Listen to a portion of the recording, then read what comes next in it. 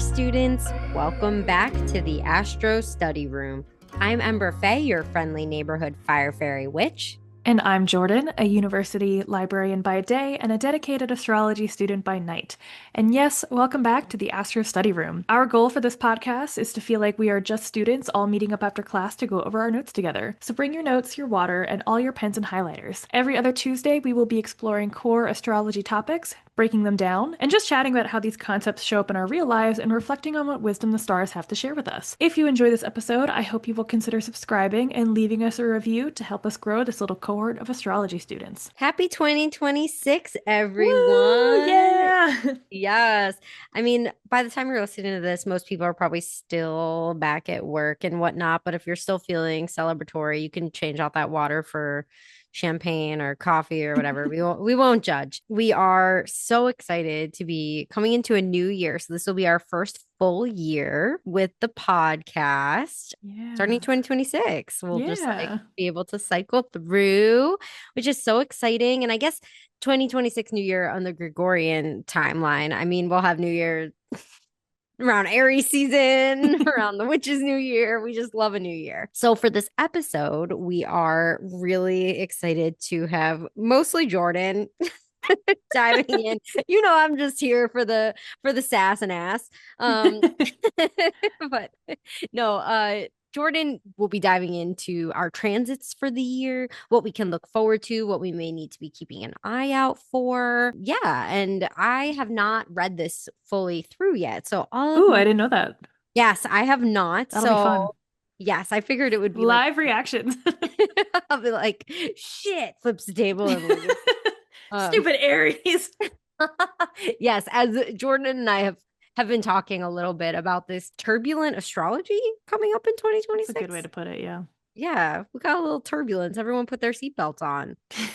But put your tray tables up, everyone.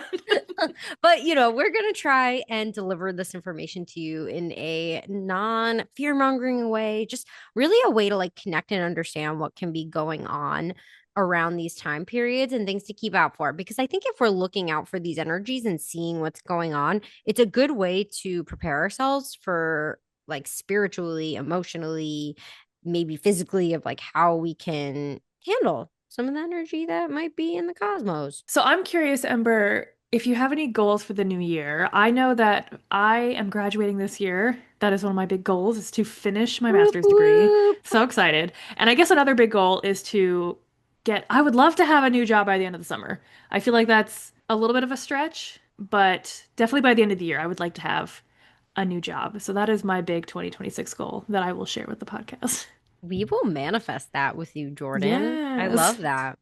I don't know. I hate the idea of goals. You did mention that, and that's totally fair. I think about, since you mentioned that, I think about that a lot because I think they're both totally great and valid. I just love like the energy of like we're all doing new things, or they're not, I mean, they're not always new, but like we're just all excited for our goals, and I love that feeling. And I've been thinking a lot about how interesting it is that like you feel a lot of pressure from it to the point that you really don't like it, but I just like love the New Year energy. Well, it's really funny because I'm actually a very goal-oriented person, like my whole Yeah. life. I mean, I drove through like high school, undergrad. I finished undergrad in 3 years so I can get into vet school early and like graduated as a vet when I was like 24 years old. So Oh I yeah. really am. And then went straight into residency from there, finished my residency. So it is And now like, you're like a director, right? No. um, No. well, Oh, damn. my title is like assistant director, but that's That's a big title. yeah. I mean, I think it's more like faculty. I have like a faculty position, and we're like faculty, and I'm also staff, which is kind of fun. I'm Oh, I like didn't know an you were adjunct also professor. staff.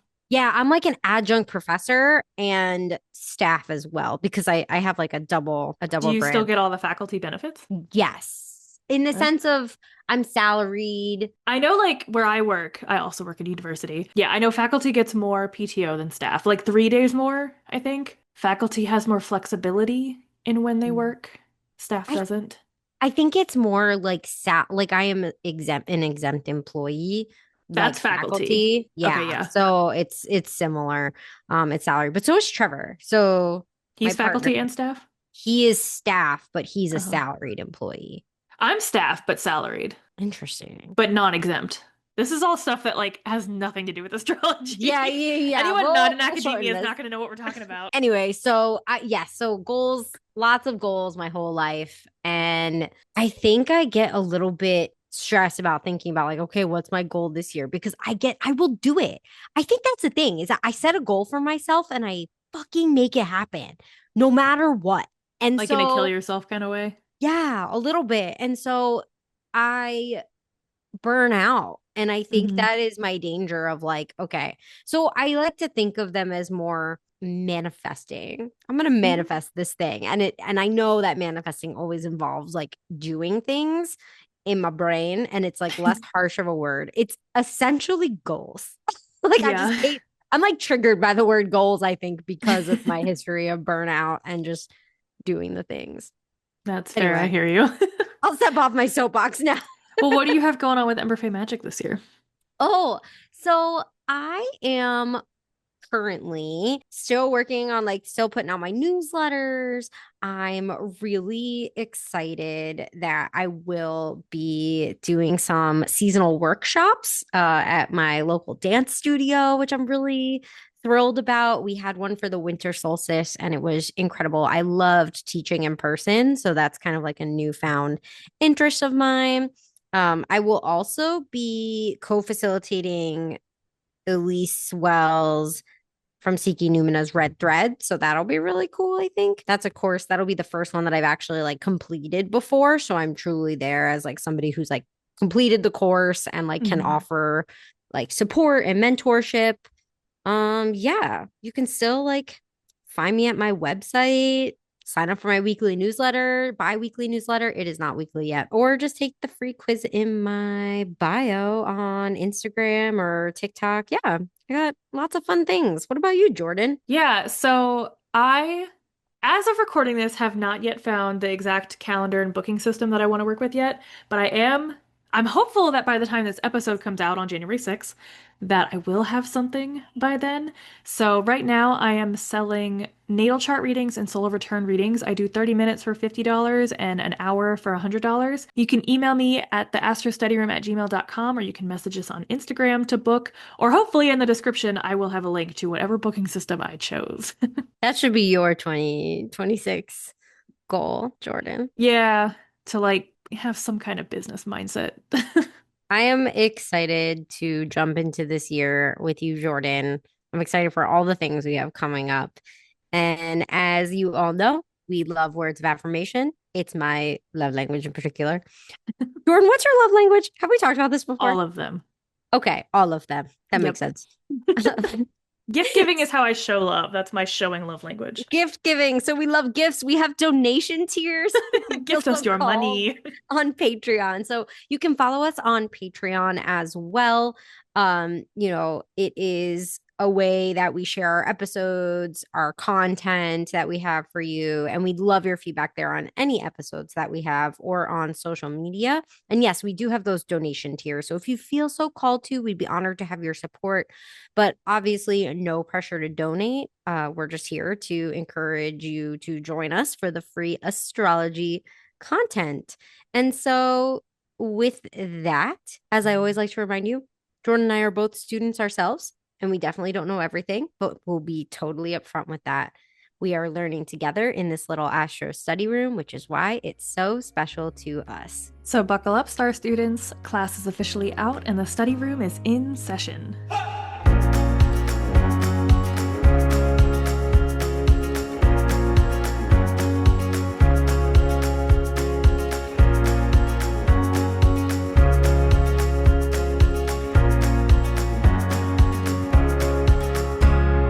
Okay, everyone. So instead of our, little astro weather, we are just going to talk all astro weather for all of Big astro weather. 2026. Big astro weather with Astro Jordan. So, Jordan, can you, before we go into it, tell us a little bit about your process? Like, do you use specific software that our users could also use? And like, how do you sit with these transits? What is your process? So I do have a software that I use. It's called Luna Astrology. And I use it for two reasons. One, the big one you'll hear people talk about is solar fire, and I just don't have that one because it's expensive. That's it. That's why I don't have it yet. But Luna astrology is a lot That's it. Yeah. And Lunar is the one that you've showed us before, right? Yes. Do you have it? Can you pull it up so that people Yeah. see it? Because it is quite pretty. Nothing Yeah, to. so this is Luna, and I got it because I was at a point where I needed to be able to animate charts, which is when you can move through the time. And you can't do that for free on astro.com. But Solar Fire is much more expensive. I think this cost, like Luna Astrology, cost me $8 a month. And I also like that it's browser based, so I can pick this up from anywhere. I can use it on my phone. There is an app, and I I recommend it. love that. Sponsor us, Luna Astrology. So do you sit there and just go through the months? Like how, or do you focus on what each of the planets are doing? Like how do you look at astrology for a year? So we know that there are things that are going to be major. So, like the big ingresses, which is when a planet moves into another sign. And those are really notable for the outer planets. Jupiter onwards, we like to see where they're moving into. And especially the modern planets because they don't ingress every year. And then we know eclipses are significant. We know to look at retrogrades. And I think that's actually kind of how I've structured this episode a little bit is going over those things, going over the major ingresses and then the eclipses and then the retrogrades for the year. So that's what I did. So Jordan, do you look at that like are you like okay I'm gonna look and see what the modern planets are doing or I'm gonna see where the eclipses are or is it like you'll go and be like what's happening in January this year? I don't really do what's happening in January this year. I will say also, like, I'm heavily involved as a student, I guess, in the astrology community. So I also just am aware of what people have been talking about. So then I go Okay. and look up those things.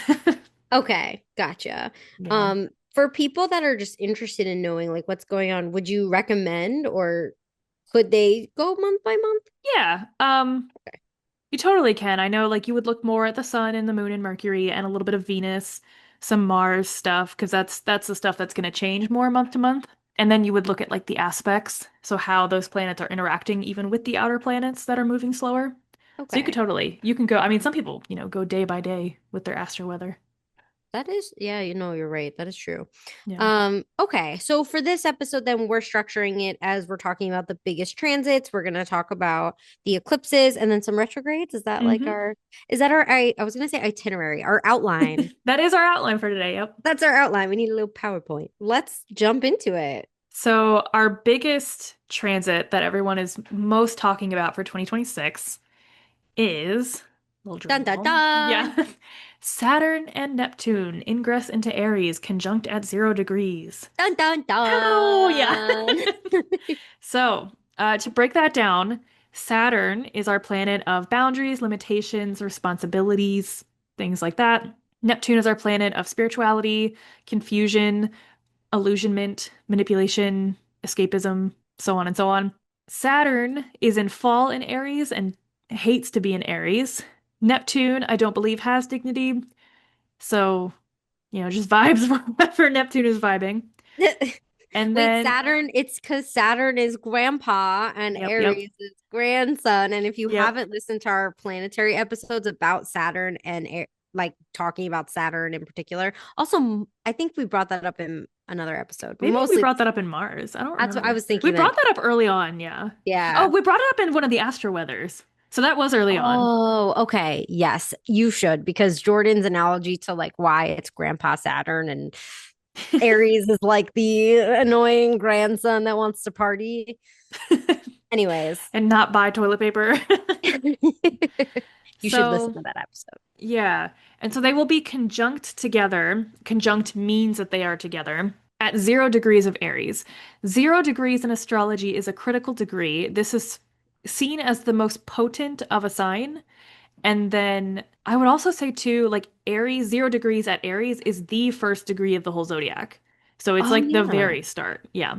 Is 0 degrees the first degree? Yes, Or it is it? is. That's confusing. So Because each it's sign zero. has 0 to 29 degrees. So the last degree is 29, which is also a critical degree. But 29 is it? degrees is considered the most critical. But is it technically the 28th degree because it's zero is one? No, because 29 is the 30th degree. Oh. Yeah. I hate that. Anyway, Anyway, I think with Saturn and Neptune ingressing into Aries, I think in pop astrology is when you're really going to start to see a lot more fear mongering about these transits. And it's one of the only things where I feel like it's not completely unwarranted. Like, this is a bit unfortunate historically. And the last time Neptune moved into Aries was literally, I think, 3 or 4 days before the Civil War officially started in the US. So that was the last time. So that's not looking too hot. To give you some dates, Saturn moves into Aries on February 13th. The exact conjunction between Saturn and Neptune is on February 20th. And this can be seen as like a collapse of old systems, structures, old hierarchies.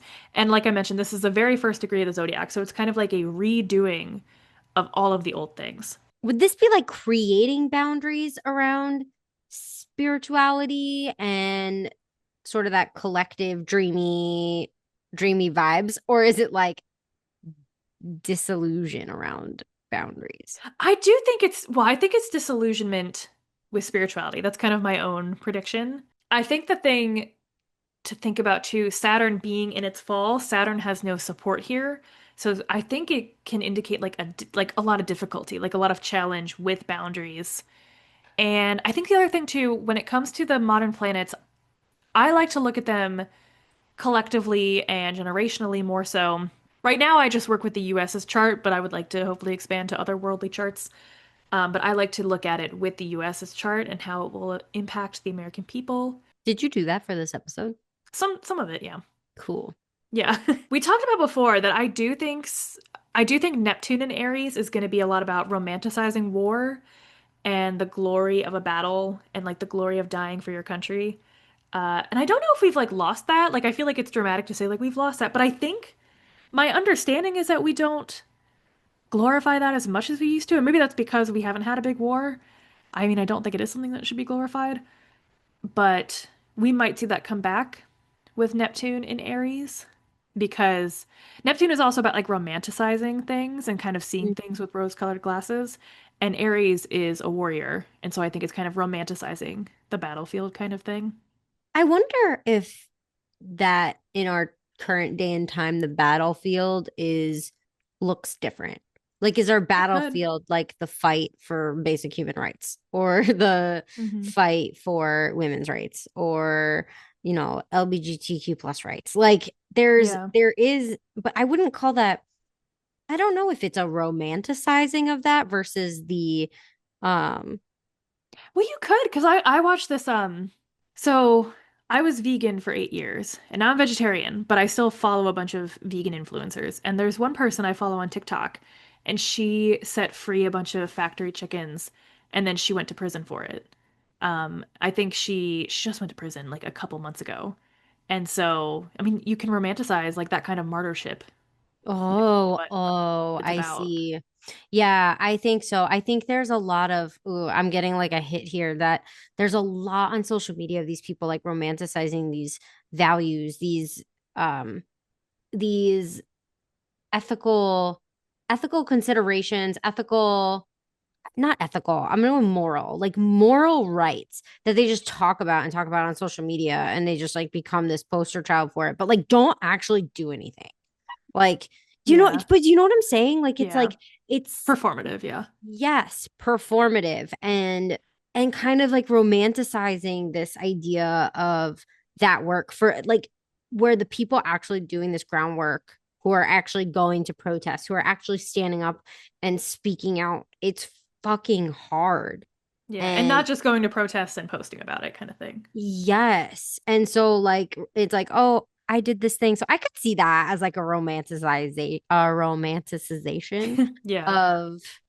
of like a Neptune and Aries and that being like the warrior. Cause that's I mean, but also there's a lot going on in the world. So Yeah. I got this quote from Celeste Brooks, and I wasn't able to track back exactly why she said this, but I wanted to put it out there that she predicts that with this transit, militaries might refuse to fight or there might be some kind of coup.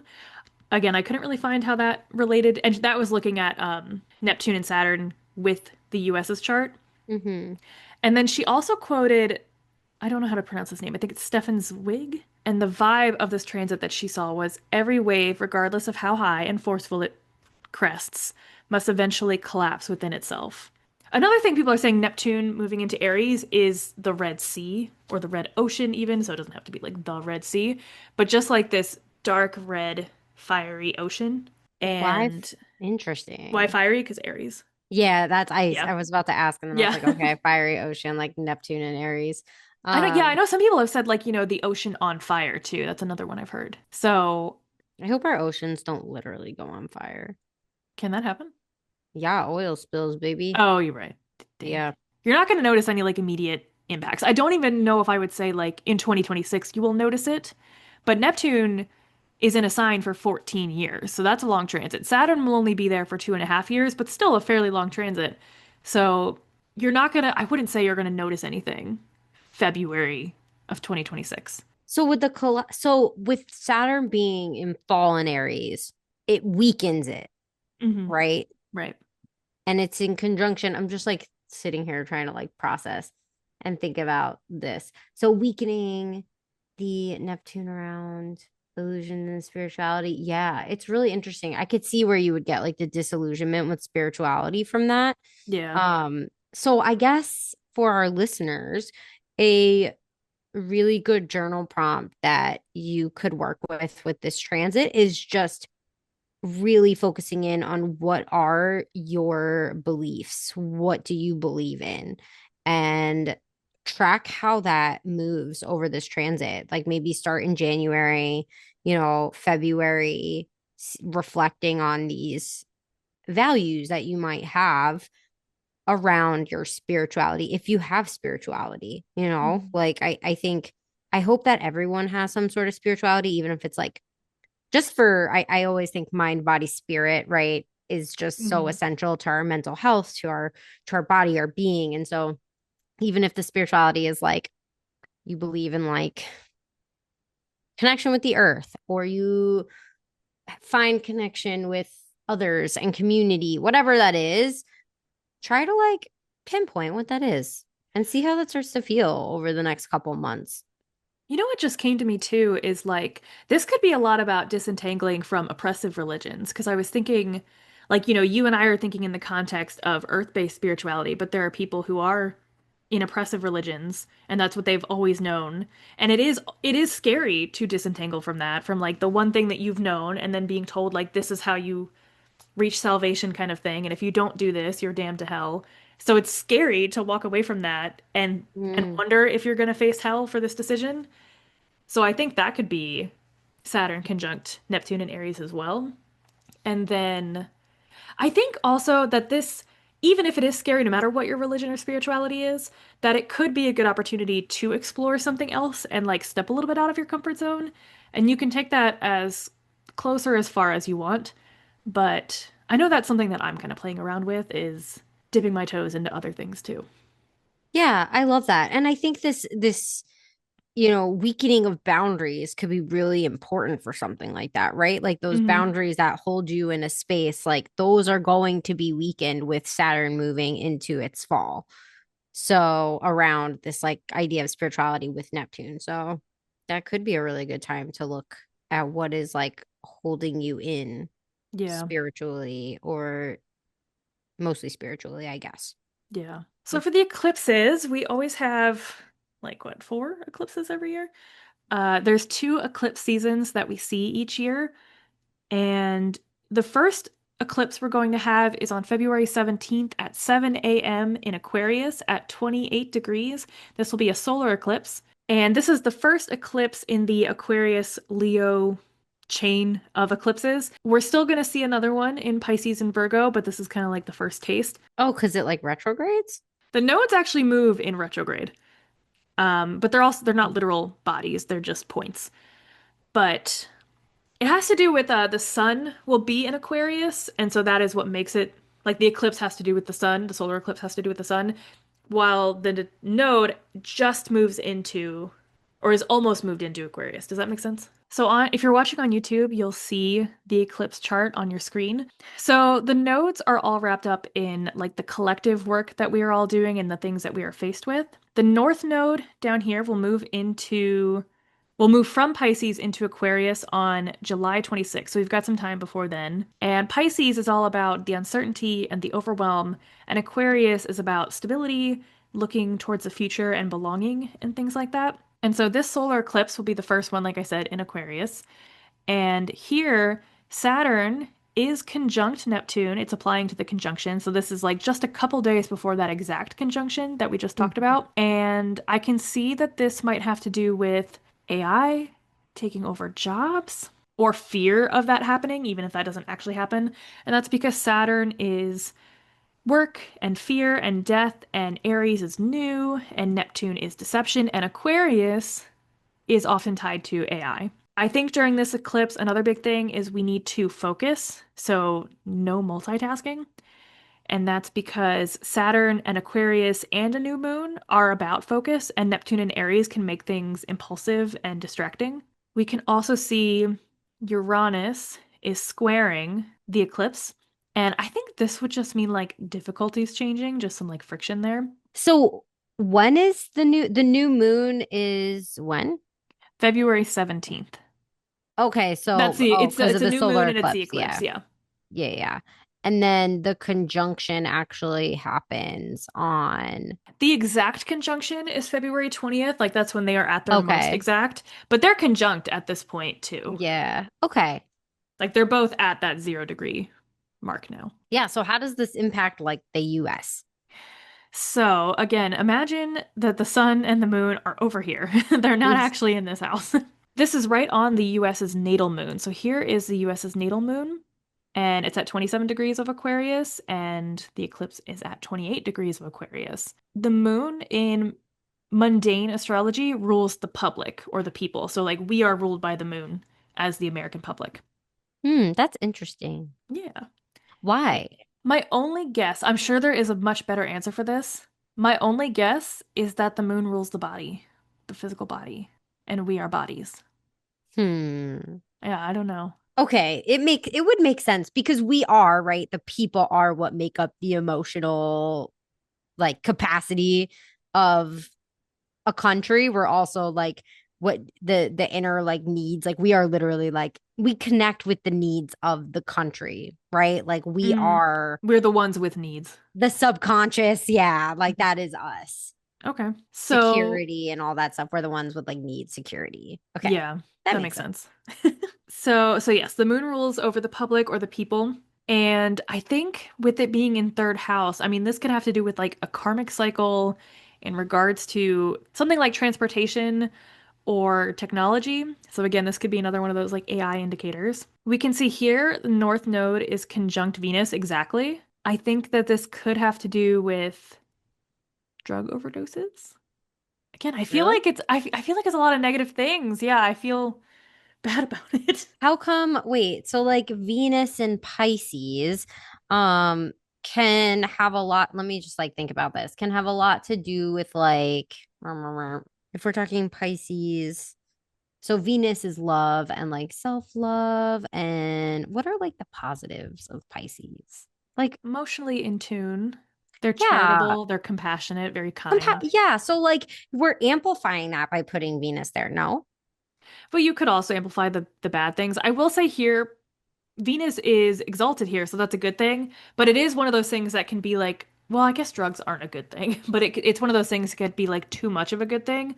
We know Pisces loves escapism, and Venus might support that here. But why are we saying it's bad? Drugs. No. No. Like, why are we saying, like, with the North Node in conjunction with Venus and Pisces? Like, why is that bad? I don't think that's all bad. It could be, I did actually write down here too, we could see like celebrities donating money, and that has to do with oh, that has to do with because the ruler of the 10th house is Mercury here with it, which makes, and the 10th house will rule public figures like government leaders and celebrities, which does make me think that this could also indicate celebrities donating money. Like extra compassion and Yeah, oh, okay. and And resources. this is Yeah. specifically the US chart, right? We're talking. Yes. Yep. Okay.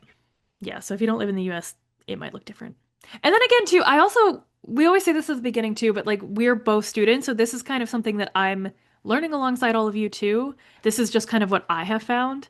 And I'm I know not, I love this episode. yeah, Like I I'm think not this is going so hard into saying like I am predicting drug overdoses. I definitely don't want to do that. But so take everything with a super big grain of salt. But yeah, or so, extra love. or extra love. Oh, also, fourth house rules your retirement years, which also makes me think if we're going to see some government people retiring. Hmm. So that is the first solar eclipse. Any other Why thoughts? would they be retiring? Just because there's activity happening in the fourth house right at this node, and 10th house rules Career. government Yeah. leaders. And for the US, that is Virgo, which makes the ruler Mercury. And Mercury is conjunct the North Node in the house of retirement. Okay. So the next one we have in March, right? Yes. Okay. So this is like our still the same season. Still, this is our lunar eclipse on March 3rd at 7:37 a.m. in Virgo at 13 degrees. Yes. So this is something that I saw online from someone that I somewhat trust. I haven't followed them for very long, but I don't know if I would call them fear mongering. But someone mentioned that this lunar eclipse might indicate major layoffs in the US, and I don't know why.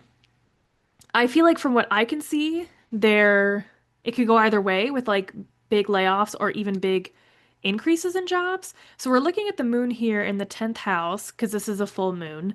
And I'm not really sure where they're getting layoffs from, unless we're just talking about Saturn being in Aries and that sucking. Hmm. But I couldn't really find any reason because again, Venus is exalted here, Venus is happy here. Things look fine from what I can tell. So I'm not really sure where that was from, but I wanted to point it out there because she's a much more established astrologer than I am.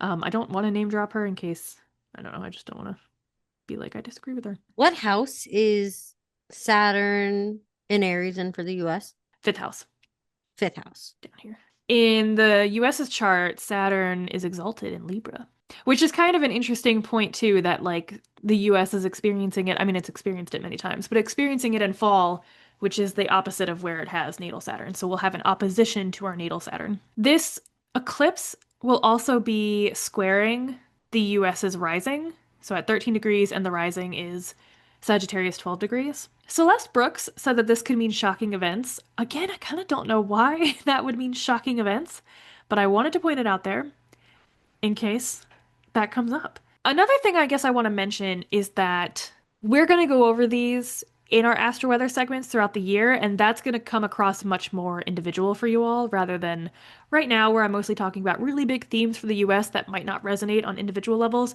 We will talk about this later, and Ember will talk about it in her beautiful language that is probably a lot more understandable than what I'm talking. No, I think this is so good, Jordan, because this is kind of like I really feel like we're in some new experience in our study room, trying to like muck through this stuff together. That's so true. You're so right about that because we are mucking through it together right now. So what is our next eclipse here? Our next eclipse is a solar eclipse on August 12th at 1:36 p.m. in Leo at 20 degrees. So we are looking up here. For anyone watching on the screen, the outer ring is the current transits or the transits that we're talking about. The inner ring is the US's chart. With this solar eclipse, we see that Mars is at 0 degrees, again, a critical degree, in fall in Cancer. And at this time, Neptune is in Aries, like we've talked about. I've heard this described as a holy war, but also the most positive looking eclipse of the year. What? And I think it's positive because one, Jupiter is here. The dispositor of this eclipse is the sun, and the sun's doing fine. Sun's happy in domicile. And Venus is also in domicile in Libra. So there are some fairly comfortable planets, along with two fairly uncomfortable planets. I think this is going to be one of those ones where you can kind of you manifest what you want this eclipse to do with you. So it could be like breaking free from something, like it doesn't have to be like holy, I guess the other thing too, because this is in the ninth house of the US's chart, Hmm. so that brings in a churchy spiritual element, which brings in that holiness. But individually, I think you can kind of choose what, what you're breaking free from. This can also be big, exciting, flashy events or parties because the sun is conjunct the midheaven and Leo is flashy. Celeste Brooks has said that there will be great works of art created. Sounds cool. Yeah, does anything about this strike you? I think one thing I keep coming back to is that like this is like the Aquarius Leo axis, right? Axis. So it's Yeah. like kind of that balance between like the individual versus community kind of Hmm. in a way. So if we're here in Leo now, this makes sense that it's more about like community. The Holy War, I don't, is that because of Neptune being there? I think it's Neptune, and then Mars is unhappy in Cancer, and then it's in the ninth house for the US chart. Okay. I wonder what that looks like. Is it like, we talked a little bit about that earlier, the disillusionment or the disconnection from the structures of oppressive religion. Hmm. I wonder this is like a culmination of that. That's I interesting. think so. I think it could be. Yeah. And then our next eclipse, I'll make sure I have a party. I'll put on August 12th. Have a I'll schedule it party. now. Ugh, it's a Wednesday. The next eclipse is a lunar eclipse on August 28th at 12:18 a.m. This is all in Eastern Standard Time, by the way, in Pisces at 4 degrees. So that's down Okay. here. It's where we see the moon. So, like you said, we still kind of have a little bit of that Virgo, Right. Pisces. Yep. And this is usually how it goes as we transition into another eclipse axis And cycle. 2027 will be fully I believe so. It Aquarius should be. Leo. Okay. For this lunar eclipse, Mercurius, Mercury is exalted in Virgo, squaring Uranus in Gemini. And this makes me think that there will be great ideas inspired during this eclipse, but they might not be realized until later or sometime after the eclipse. But the seeds of that event or idea or whatever are being planted now. And I say that because it's a square and that indicates some kind of friction, which makes me think like people might have ideas for things and then feel frustrated about like not knowing what to do with that idea or not knowing how to bring it to fruition kind of thing. So I think that this will be a time where something is being planted, but you might not know what to do with that yet. Hmm. During this eclipse too, we also have Mars and Saturn squaring each other, both in fall, which is really unfortunate to be honest. And I think that I would see this as a fight between leaders and the soldiers without any kind of clear winner. And when I say soldiers, because I thought about this a while too, like, are we the soldiers? Are we literally talking about the military? Who Hmm. are the leaders? Is it government leaders? Is it like some other kind of world power? I'm not really sure, but that is unfortunate. Like the government and the collective in general. Yeah. Yeah. Interesting. And then going back to the Mercury squaring Uranus thing, Celeste Brooks said that she could see this being people publicly tearing up documents or legal things, and maybe information gets publicized that absolutely was not supposed to be public. And this comes from Mercury being in 10th house and the sun also being in 10th house, which is the house of things that are public. And then the seventh house, which is where Uranus is in the US's chart, is the house of legal documents. And I guess the square would be the tearing up part. Interesting. The Yeah. Epstein files and then Yeah. scratch that and we just like Have you heard of the Gypstein files? no. I don't know if we want to talk about this, but this, you know the whole stuff with Gypsy Blanchard? No? Okay. Well, never mind. But people who are watching this, y'all heard of the Gypstein files? Okay, so next we're going to talk about the retrogrades. This will be a bit faster. Okay, we're gonna talk about the retrogrades. So Mercury will be retrograding in all water signs this year. That's kind of interesting. Uh, Ooh. every year there That's is like a dominant sign that Mercury is retrograding in. It's not always all one sign, but this year it is all water signs. that sounds emotional. It sure does. I'm not ready. So I'll throw out some dates. You do not need to remember these dates. We will talk about them as they get closer. On February 26th until March 20th, Mercury will be retrograde in Pisces. June 29th to July 23rd, Mercury will be retrograde in Cancer. And October 24th to November 13th, Mercury will be retrograde in Scorpio. So we know that water is a feminine sign that pulls us inward. I think, intuition heightens creativity. And I think Given, this is honestly me practicing natural houses a little bit, but this makes me think about like setting aside alone time during these retrogrades and having some kind of solitude during these retrogrades. What do you think? I think that makes sense, right? We talk about retrogrades all the time as just like reprocessing. And I think being able to do that in a water sign is really important, like reconnecting with our intuition as well and going inward. So, Hmm. yeah, that vibes. Yeah, we'll definitely talk more about these as they come closer. Another big one for the year is Venus retrograde. So Venus will be retrograde October 3rd to November 14th, and it's going from Scorpio to Libra. So the interesting thing here is that Venus will be retrograding from detriment into domicile and then back again. Celeste Brooks said that this could be like trad wives exposed. I don't know why, but I wanted to share that. What does that mean? Trad Like, as wives? no, no, well, you could tell our listeners that, but like more the exposed part. I don't know, because I thought that like I feel like they are exposed. Maybe I only think they're exposed because I don't know, watch hate videos about it. What's a But I trad wife, Jordan? a Sorry to trad wife, interrupt no, is us. a traditional wife. It tends to refer to like a woman who follows traditional, often Christian values and wants to stay at home, wants to not make money, wants to serve their husband. I would say is a big one. It's like it's very service minded, and none of that is like on its own bad. But it's just the part about going back into religion. It's religion indoctrinizing people from birth that makes it dangerous, I guess. And then, like, in general, it's hard because I do support women's desires to, and men as well, but right now, I'm talking about women's desires to stay at home and to not work. I totally support that. However, it's also just not cool and it's not totally safe for a woman to never make money. So that's Yeah, a hard one to balance.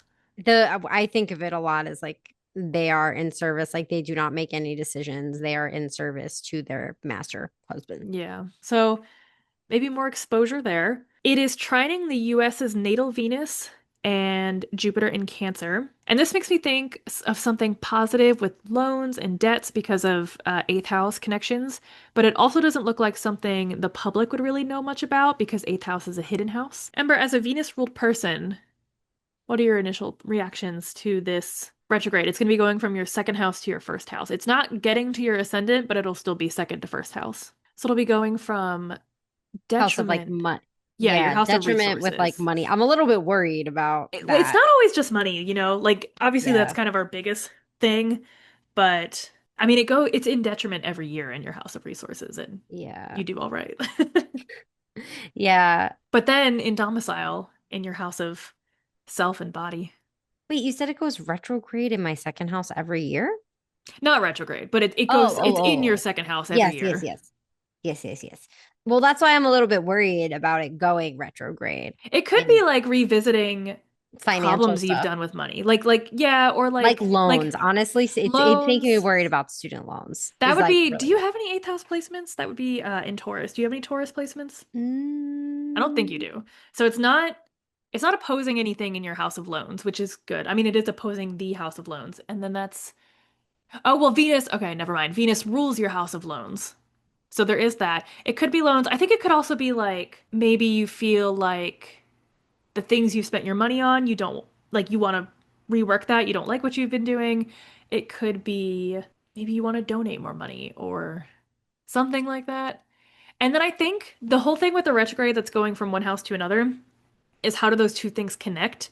So yeah. how do your resources Connect with. impact you and your body and yourself? Yeah, that makes sense. And then in Mars, we have no retrogrades, so hallelujah to my fellow Aries and Scorpio risings. We will see the shadow period of a Mars retrograde towards the end of the year, and that will be tougher for my fellow day chart people, but we'll worry about that in 2027.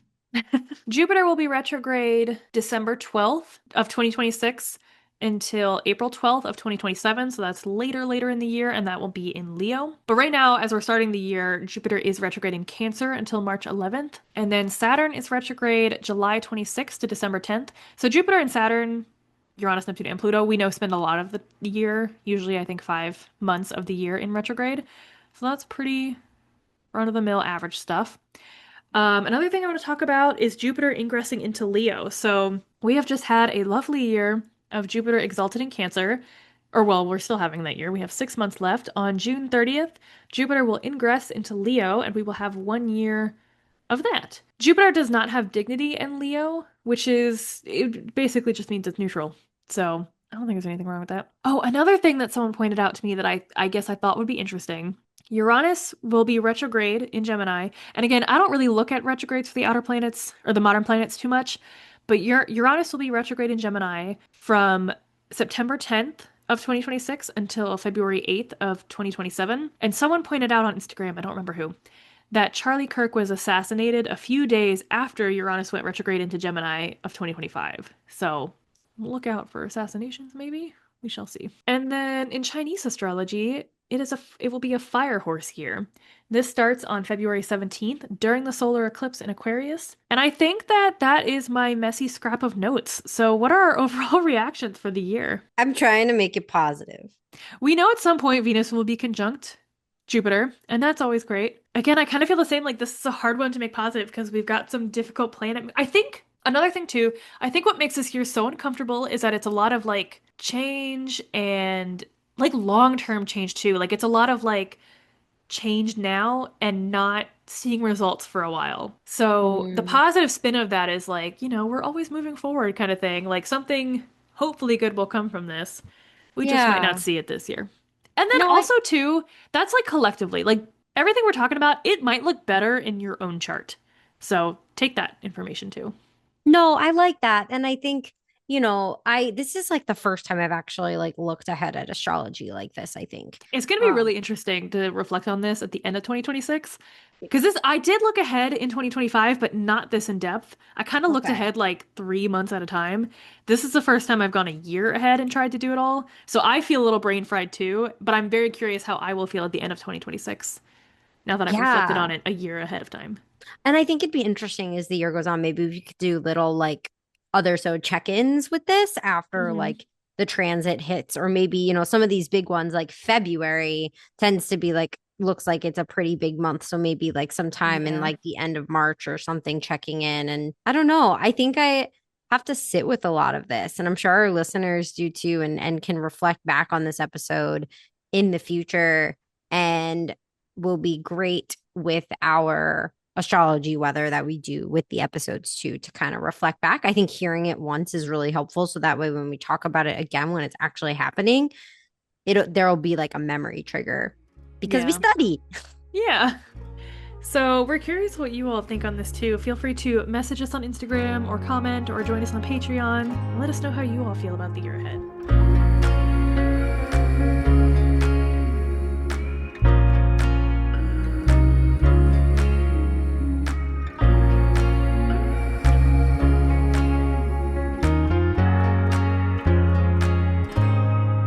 Okay, so for this or that, I actually did only three this or that questions, and then I'm going to ask you three off the cuff questions. Oh gosh, okay. Are That's you ready? new. That's It is new. a It's little scary. new. Is that It's a new for little, 2026? yeah, I think I do actually kind of want to do this a little bit more. Neptune in Aries or Saturn in Aries? Neptune in Aries. Me too. Mercury retrograde or Venus retrograde? Mercury retrograde.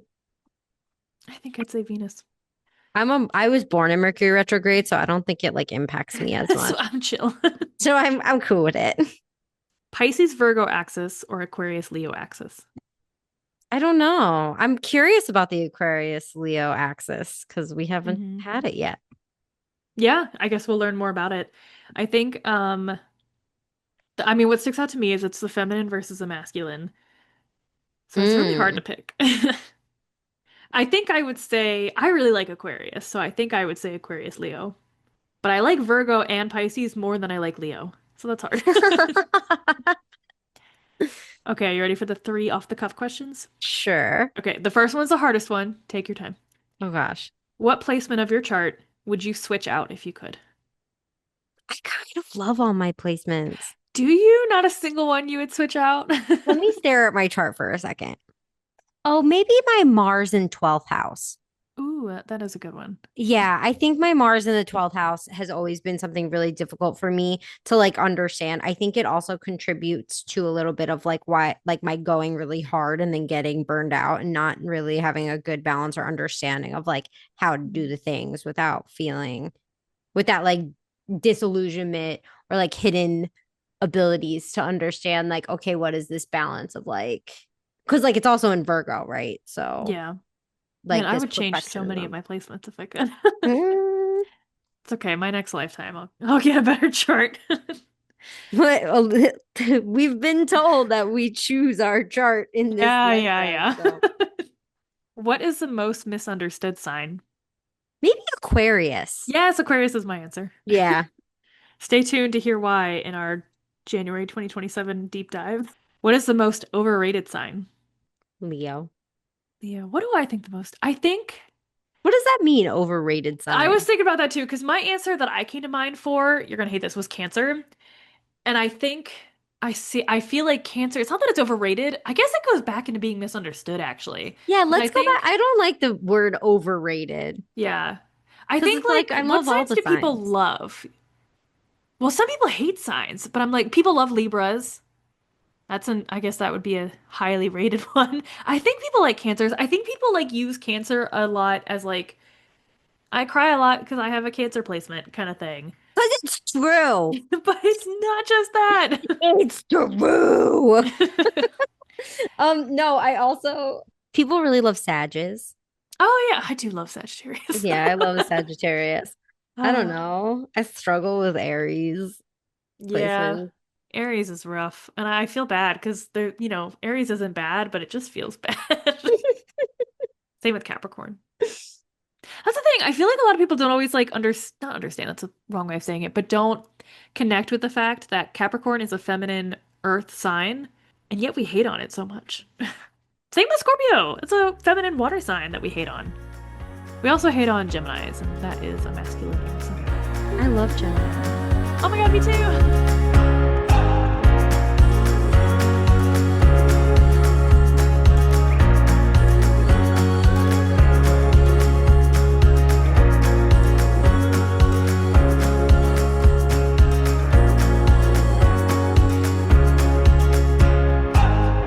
Thank you so much for being here in the study room with us. I'm so excited we got to say bye-bye to 2025 together. And, we're going to stay hopeful about 2026. And we're going to thank you for like sticking with us as we kind of Jumbled through this. jumbled through it together in our little Astro Study Room. And don't forget to follow us on all of our socials at the Astro Study Room on TikTok, Instagram, YouTube. And we hope you join us this year to watch the magic grow with our podcast. If you'd like to go a little bit deeper into the studies with us, don't forget to sign up for our free Patreon, and you can even hang with us on our YouTube videos. And all of this will be linked in the show notes. Stay tuned for our next episode, which is so awesome. We're going to be interviewing Elise Wells from Seeking Numina. She is incredible, our mentor, our high priestess, and we're going to get into some really good conversations. So definitely listen in 2 weeks. Yeah, and then we've talked about before in 2026, starting in March, we're going to start our deep dive into the zodiacs. We're going to do one a month, starting with Aries, like I said, in March. And then once a month, we will also have one of our fun other sods where we talk about hot topics in astrology, some kind of deep dive into history, or just some really interesting topics. As always, thank you all for listening to our show. And this podcast is my practice of asking big questions, uncovering the hidden truths, and creating an accessible space for others to do the same. And I'm so grateful to be learning alongside Jordan and all of you, sharing our resources and diving into what it means to connect with the cosmos. Thank you so much for being part of this, and we'll see you back in the study room every other Tuesday.